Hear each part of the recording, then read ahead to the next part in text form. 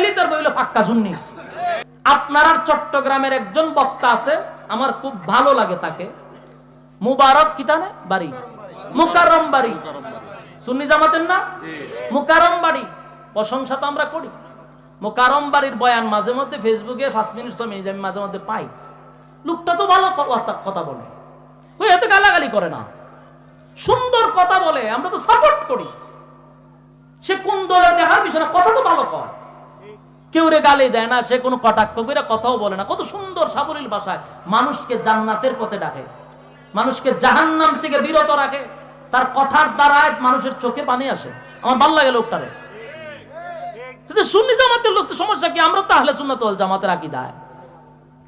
এখন সুন্নি চিহ্ন লাগে আমরা বিপদে বইরা, যে যত বেশি গাইলি তার বই হলো ফাক্কা সুন্নি, যত গাঞ্জা বেশি গাই তার বই হইলো ফাক্কা সুন্নি। হ্যাঁ,